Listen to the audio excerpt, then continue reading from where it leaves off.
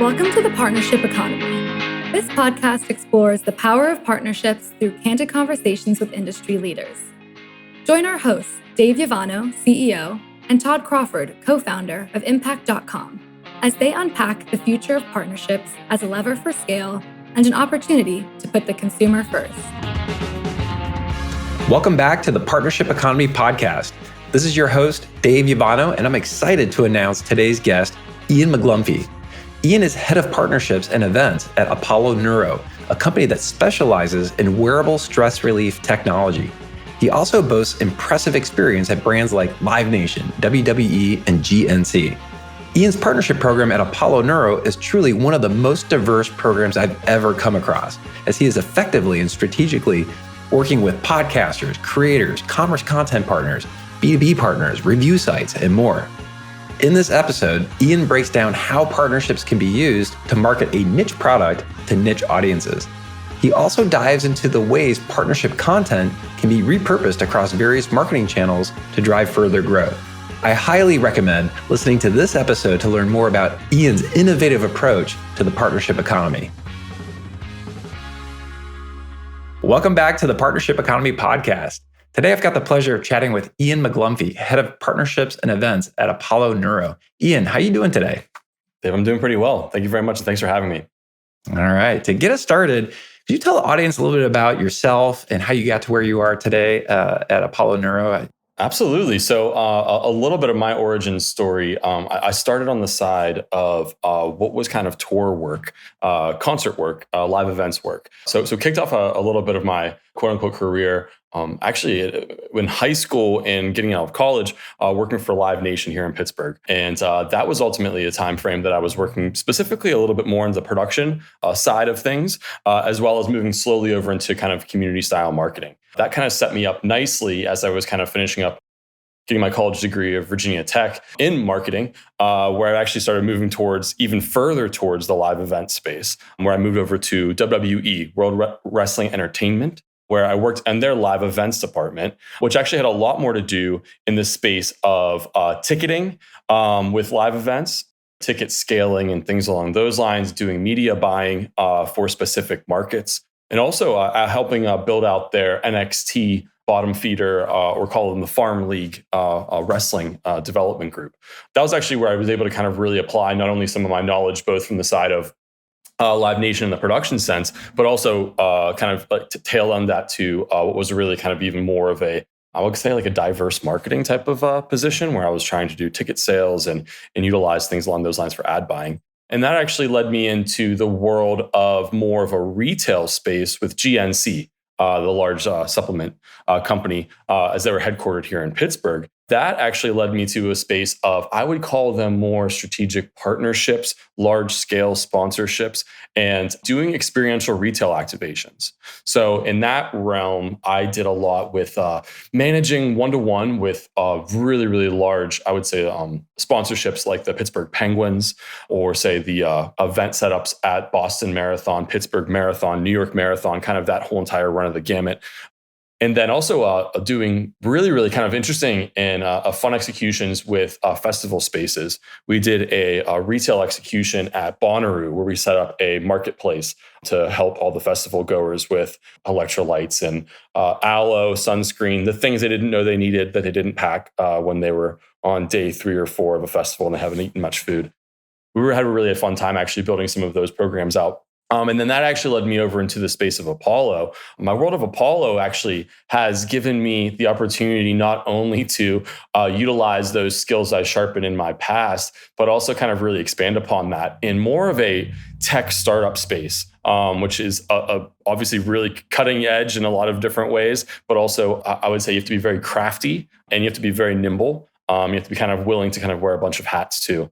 But yeah, my role at Apollo right now, I'm the head of partnerships and events, as you mentioned there, which is a very wide breadth of what we really engage with. And you guys know as much as I do, and I'm sure listeners as well know, that partnership has turned into a marketing umbrella term that revolves around the world of affiliates that we would through the Incredible Impact platform, but also strategic partnerships, large scale publisher partnerships, as well as say even like an endorsement deals and things like that. And then I also manage what is our event arm, which really has execution not only for Call 'em Expo style events, but also branded activations that can be maybe a little bit more outside of the box.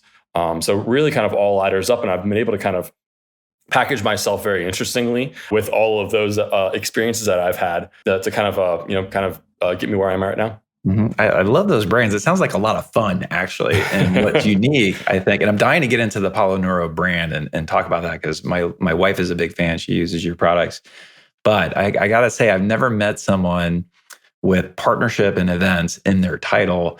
And so, to me, what I interpret, like the way that you're talking about events, it makes a lot of sense. I can see where that goes.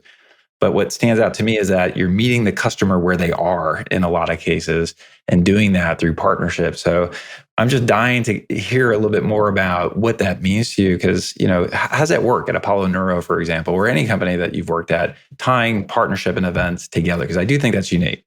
Absolutely. So I would say the two groups actually, as I mentioned kind of previously, there's a lot of hand-holding between the both of them. So you have a partnership and both an event activation. What you're really doing is you're creating content for your other marketing channels with both of these groups. So think about this like with a large-scale endorsement deal with an athlete. They're going to be out there specifically using a device like Apollo and doing content capture. And we're going to be using that within our realms of, say, email newsletters or our blog or Apollo-owned channels, as well as the athlete's channel to bring brand awareness, but also kind of give a little bit more legs to each of the marketing channels. So what I really do is I'm a distributor to these different type of channels for our own internal usage. So I'm satiating the need for the help in the blog space or the content team, as well as the newsletter team, as well as the social team too. So we're utilizing pretty much the different style of almost like when you're tailed ahead of like eating like an animal, you're pretty much trying to use every piece of it and optimize it as much as you can, because that's really what you're trying to do in this partnership space. You're doing the same thing both in the sense of the partnership realm, as I mentioned with an endorsement deal, but you're doing the same thing for events. Events is a widespread opportunity for you to do content capture, for you to engage with customers one-to-one, be it customers or potential customers. Apollo lends itself really nicely to the event space because obviously it's a haptic wearable device that is actually vibrating. So there's a tangible nature to it. It's very, very much something that needs to be touched and experienced. So we're able to really kind of actually not only use these events as content farming, if you will, where we're able to capture, say, maybe a speaker session by one of our co-founders who might be a part of the event as well. Or we're able to do capture of, say, the booth space with a number of people who are engaging with our device. We're also able to do one-to-one type of marketing research or marketing analytics. You're able to ask people questions.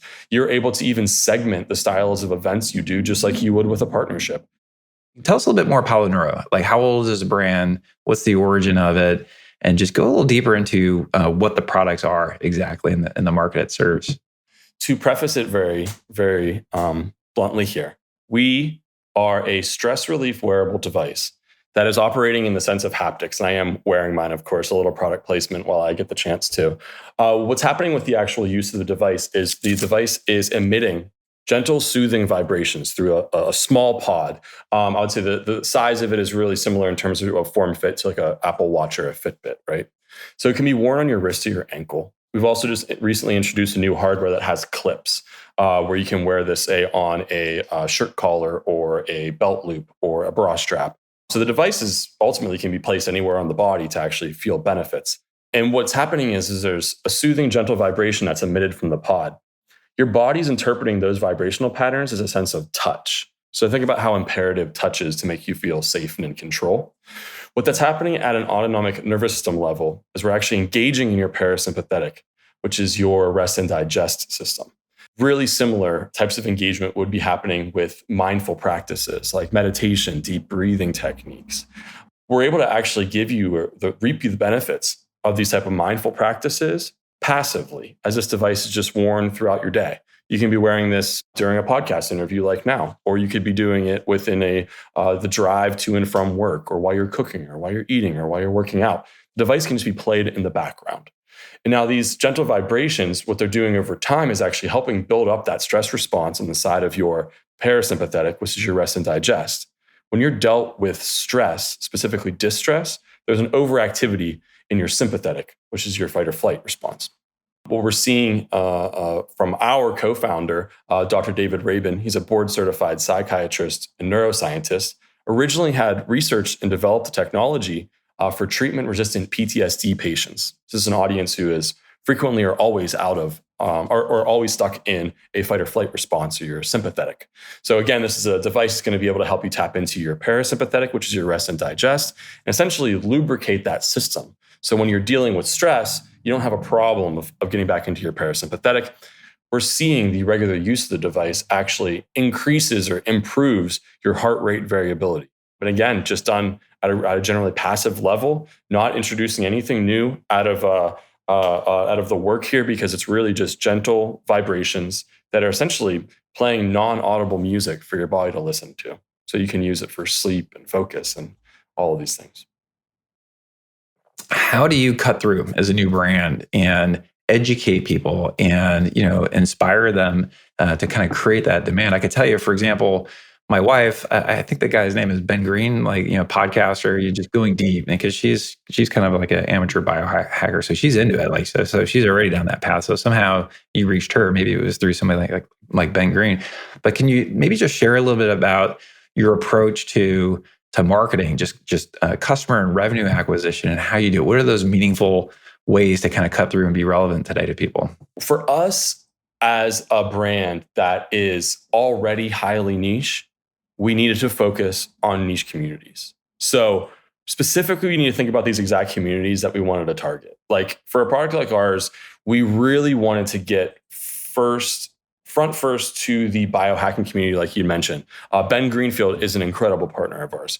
He really is at the forefront of this kind of really breaking emerging tech for these health optimizers, is the best way to describe them. Biohacking, obviously very much in the same terminology, but these are groups who are willing to go to any degree for human optimization.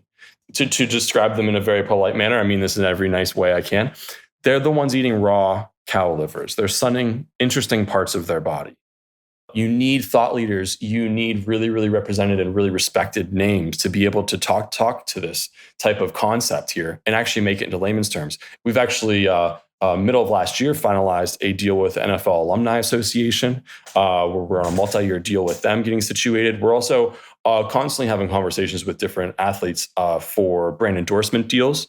We had a really interesting one in 2021 with UFC former champion Chris Weidman, who horribly had broke his leg in half in the ring in the octagon of UFC, where we actually played a role in aligning with him for his recovery story, for him getting back into fighting shape and getting back into the gym and things along those lines, because we can kind of help with mitigations of pain and mitigations of improvements of recovery as well. So it kind of gave us a really, really big playground to play in. That was a really small sandbox if you think about it, because it's like you get a lot to kind of like really do a great testing ground on this space, and then you kind of just try to reapply. Yeah. So it sounds like, at the start at least, it's been a mix of very influential podcasters, that have gone deep, within this community, forming a partnership with them. You've even kind of tapped into, I guess what we would call an influencer or a creator sort of category, these athletes that have some level of influence. And before we talk about maybe other types of partnerships, just curious to jump to it now, because I know our audience would be interested. It's probably obvious how you may have discovered them, but like more like how you've approached them and like, the structure of those types of partnerships, even getting into like, what's the mix of like fixed fee payments versus, commission on sales, that sort of thing. Anything to share there? Absolutely, great question. So a number of these groups, specifically the more highly niche biohacking groups, we actually start all of them at an affiliate level. So that's kind of a 101 with them. They all want a little bit of CPA to at least get started. So that's actually how we situated a lot of, specifically the podcast heavy groups, was getting a CPA system situated for them, jumping on to, of course, our beloved Impact platform. And then we were able to get them worked into what was a cadence where we're doing. So a lot of these groups, interestingly enough, they're not just podcasting groups. They've actually become one of these media houses. They have newsletters, they have blogs, they have review sections, they have shops that you can embed in within the affiliate space too. Some of the relationships start at a podcast level where we, have Dr. Dave on there from Apollo, and we have we align that with maybe, promo code and things along those lines. And that's how it kind of all circles itself up in that kind of closed loop system. Once that podcast is done or once that content is created, all we have to do is reuse it. If it was really valuable, and it can be maybe even cut into different snippets, or it can be made into show notes, or it can be maybe even made into a new article or something like that, then we're using that to kind of feed the system of this partnership already. All we need to do is maybe one or two big pieces of engagement with them, and then we just reuse it in all of the styles of re-mentions or inclusions in newsletters or listicles or things along those lines. If you're enjoying this podcast and want to learn how partnerships can help your business, visit impact.com, the world's leading partnership management platform. We talked a little bit about podcasters and then other influencers and creators, but then I think I heard you say that these podcasters have also become media companies in a certain way, right? They've got publications where they're writing articles, it sounds like, or doing reviews. I call that the world of commerce content. And then essentially there's affiliate links that are woven into the commercial content that they're writing about. Is it just with those, kind of niche podcasts, folks like the Ben Greenfields of the world, or has that expanded to other larger media houses, for example, that have large editorial teams? The world of affiliate, the world of PR, the world of publishers, the world of content is all starting to blur very quickly, in my opinion. As a marketer, it's incredible.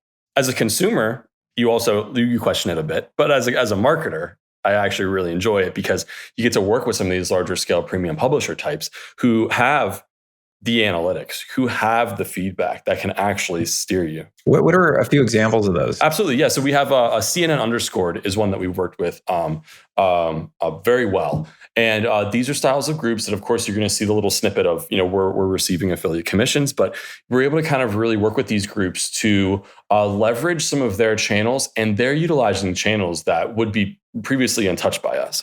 One really great little piece of feedback that we saw specifically from the CNN Underscored group is that their mobile app is a high engagement place for us. Again, you're likely having this go to a number of users who might just be engaging with the news on a day-to-day basis. But again, that's an app that we would have never any access to. And knowing that actually adds a really great value for us to kind of be a part of that story. But yeah, these premium publishers, as we've seen, really is doing, we're really doing that encouragement of that same style of long form review. And again, we're getting this really value in a number of different segments of this. We're seeing this in tech style reviews because of the space that we live in. We're seeing this in wellness publication groups as well, because again, we kind of are in these crossover spaces, given the fact that we are in the terms of cutting edge technology. So we will get those who are also reviewing maybe the latest iPhone, are willing to kind of test our device as well and have their own style of feedback versus those who are, again, the wellness space. And then we're also seeing the general population groups as well. All right. So far, it seems like you've checked every box, right? Podcasters, influencers, creators, commerce content publishers, whether they're more niche or large media houses. Are there any other types of partnerships that you guys are exploring with Apollo Neuro? That's a great question. So ultimately, we're actually looking for more of that style of premium publisher type, like I had mentioned with the CNN, who is willing to kind of play ball in the space of, say, affiliate with the encouragement of alignment or crossover through editorial. So those of you who are listening, please email me at ian@apolloneuro.com because I am actively looking for them. But there's also, we're actually, as I mentioned too, we're really supporting a lot of those kind of mid-level long-form review groups who they're kind of, not to bring up horses again, but they're horses that you kind of try to bet on, and you expect that they're going to actually start getting a little bit of legs in the game for SEO. So there's a lot in that type of space that we're trying to kind of optimize more on. And then there's a lot of really interesting groups that we're talking to more recently, and this would be something that you'd be engaged with. Registration groups for runs and weekend obstacle course runs and things along those lines. Those are hosted by a number of different companies. And they have a very large database, as you know. you're one of them. You'll probably be getting an email from us soon, hopefully. So it's just a little bit of an interesting space, knowing my kind of event background. I know there's a lot of parent companies that actually manage a lot of that sign-ins for pretty much any marathon you do. And then there's a lot in the space now of just expanding upon partners that are already winners for us, finding new ones that are in those same spaces. We're always looking for more and more in the podcast world. We've seen more and more dollars go to that space. Not only from our own brand, but from many others. We're kind of seeing a lot of different crossovers into different channels in those spaces as well, and just trying to find the right partners to test those ideas. I have to imagine that your products complement other products quite well. What about in the B2B or channel partner space? Yeah, that's a really great point. So there's a lot in call some of those even to be, affinity partnerships, if you will, these brand to brand ones. And with those guys, we actually do find ourselves working really nicely with them. And we're running mostly styles of, say, large scale giveaways where we're able to align the two brands and maybe create a sales funnel for lead generation. Which again, it's kind of a nice way to kind of share some of the pie together. And you're also able to kind of do cross-brand content. We're also doing a lot of alignment in our space right now and engagement with our own hosted webinars. Because again, we have that, our co-founder, Dr. Dave, who can kind of really speak well to it, but he has his own kind of Rolodex and network of different type of brand partners and practitioners in the space too, knowing his medical background, where we can speak to just say specific conditions or specific angles. And then we've also done a number of groups of, say, like IG lives, IG contests, optimizing social, not necessarily relying on it as much as a paid channel, but we are utilizing it still with, building out content breadth and being able to kind of leverage those type of opportunities there. You probably have the most diversified go-to-market marketing partnership strategy of anyone that I've ever spoken with, just to tell you that. And I don't want this to be too self-serving because I know you use unpack.com as a platform, but I am curious how you manage this all. You want to give folks some insight on that? A lot of the mindset that I've built, even from my previous careers, is creating programs and testing them and then replicating them. And this isn't anything new. This is the same idea of how I've operated in the sense of events as well. Once you can build your quote unquote event kit, your event in the box, you open up 3 boxes and your event is there. If you can replicate that 5 times over, you can do 5 events at one time. So it's the same concept with these styles of partnerships. I'm trying to bucket them into their own worlds, finding the thing that ticks with partner 1, 2, and 3 of this style of category, and maybe try to just glean, okay, well, there was more engagement from us doing a webinar with this style of partner, or there was more engagement from doing a giveaway with this style of partner, or they need to be the ones who are really leading the charge on YouTube reviews. We just kind of been trying to do segmentation of our affiliate platform and partner programs and just optimize them to the nth degree, try to repeat that with the next one. While everyone's a snowflake and everyone's a little bit different, but the partnership space, everyone, you kind of have to go in with a little bit of a toolkit and you kind of see what works best. But we also were really lucky to leverage a lot of really great agency help from my space. We're still a really, really nimble and really scrappy startup. And I also have an absolutely incredible partner marketing manager, Kate Arvidsson, who really helps to put a lot of the pedal to the metal for our team. And we're able to really grind out and just get things, set up properly and just replicate it over and over. It's really just about that idea of creating programs that you will just have to kind of build a few pieces and just take a few out whenever you need to. Mm-hmm. So it sounds like partnerships is a very strategic revenue acquisition strategy for Apollo Neuro. Where does that sit in the context of other channels, like traditional advertising, maybe display advertising, working with Facebook, other platforms like that? No, that's a great question. So I would say from us, we have more recently, just over the last few months, actually put even more of our eggs in the partnership basket, solely because of what I mentioned previously on the opportunity of what partnerships can really do in this, not only this leveraging space where you can use partnerships to get you more partnerships, or you can use more events to get you more events, or you can use partnerships to get you events. There's also the opportunity, like I said, is creating these content hubs, or these hubs that can really satiate a lot of the other channels.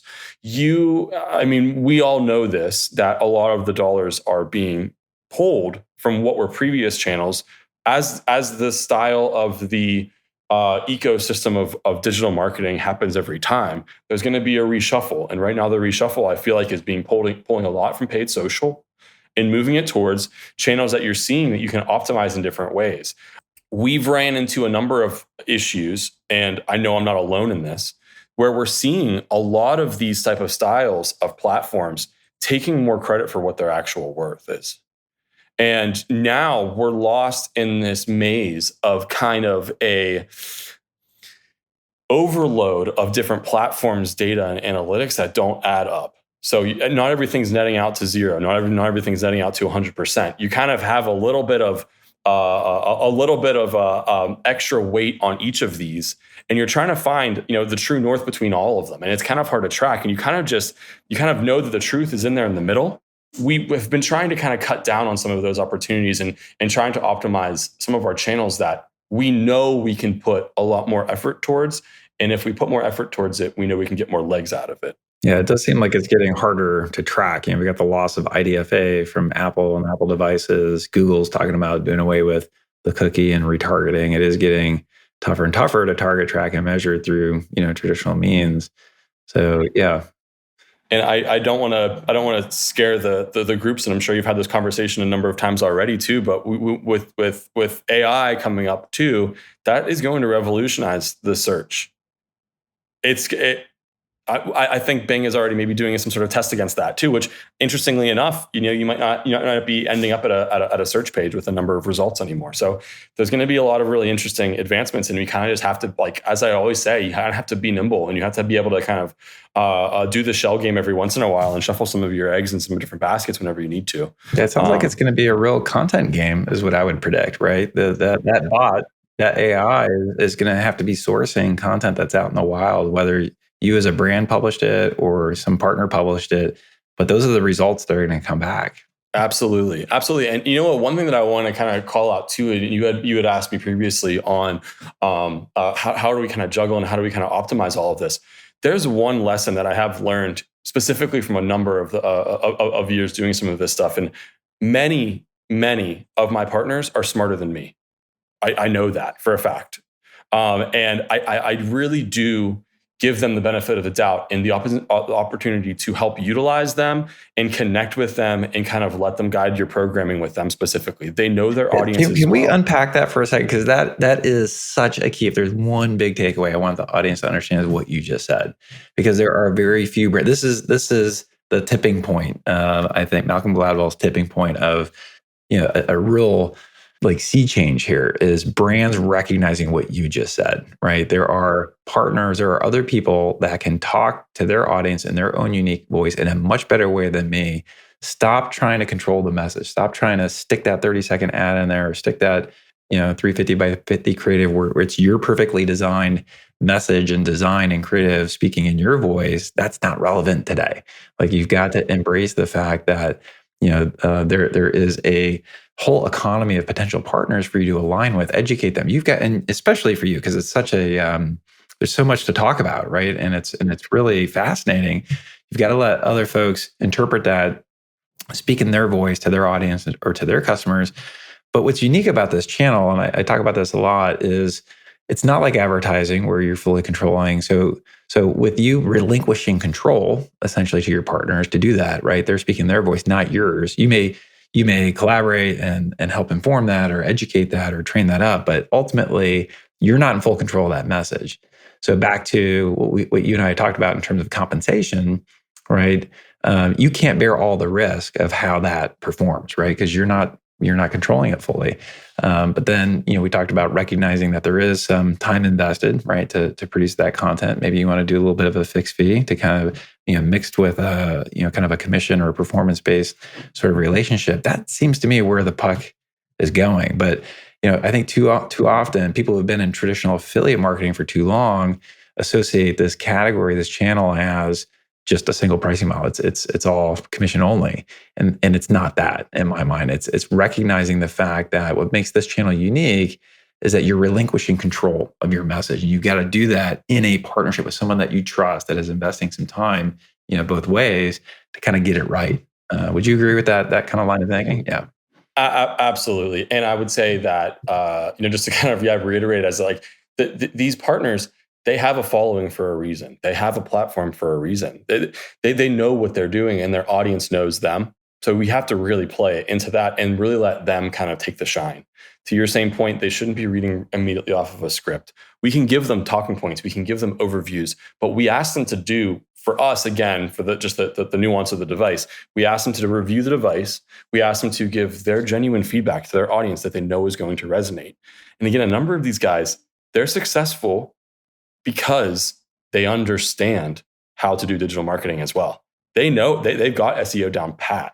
You just kind of give them, you just got to give them the keys. You just say, hey, you know what? I really trust your opportunity here. I really trust your insights here. And I want you to be able to communicate our device through your own channel the best way you know how, and the way that you know it's going to resonate. So I would just, I would double tap that always and every time.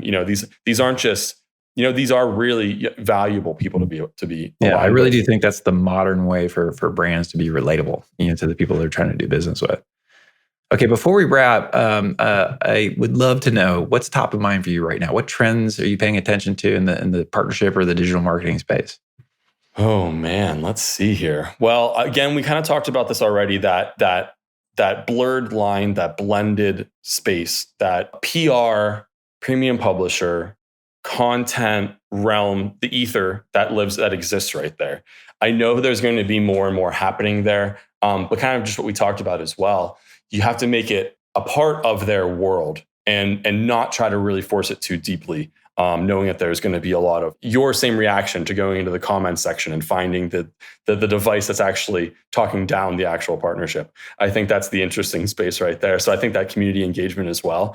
Like for us, it's a lot about our regular maintenance of the affiliate program. We have a lot of people signing up on there that might not necessarily be a good affiliate. And they might need an opportunity of being educated or properly incentivized differently, or having the opportunity of running a contest. They need to kind of maybe think differently about the actual style of partnership they may have signed up for, and really helped us kind of like build that for their own type of world. And then I would also say to not get into the economic downturn conversation too much in the effects of retail, but we are going to see, and I'm seeing more and more engagement on rewards platforms, benefit platforms, coupon sites, discount sites. You can't discard these groups, but I will say that they are very, very necessary of playing nice with. But I would love the rewards platforms. I love these benefit platforms now too. There's a lot of really interesting ones popping up that specifically cater towards small business that I've seen do some really incredible numbers, as well as those that are the cashback style of platforms and programs. As we kind of see more and more affecting the economy, we're going to see more and more people driven by those to engage with your brand. Yeah. And mindful of being a shameless plug there, that is something unique about the impact.com platform. It's actually how we came to market, is really ensuring that we could isolate incremental value from those types of affiliates and partners that you've got. And then you're able to kind of adjust your compensation, at the partner level, at the transaction level, to drive the most efficiency. Because you're right, there is value there, but you've got to be able to isolate and understand the incremental value, and you're able to adjust the compensation accordingly. Absolutely. And I would say one other thing that I want to kind of piggyback off of that as well, from just my own thoughts, something that I've been encouraging a lot of our agency partners to do, and kind of our own team as well. We're making now the opportunity of creating case studies with some of our most successful partners and using that as a sell sheet for new partners. So we're saying, look at what we can do for you. We're trying to turn the corner on them a little bit, because they're coming to us with a presentation. So now we're saying, well, here's the style of partner that we've actually worked with that is very similar to you. Here's what we've done for them.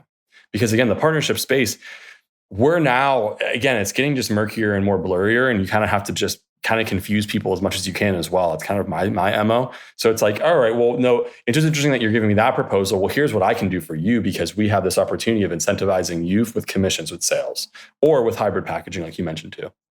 Well, thanks again, Ian. That was awesome. I think we covered the entire spectrum in this conversation. I think you bring a truly unique perspective to this landscape with your background, your experience. So thank you again for joining the show. And thank you to our listeners for tuning in. We'll see you next time on the Partnership Economy Podcast. was fascinating to hear how Apollo Neuro structures their partnership program and hear what Ian thinks about the future of this industry.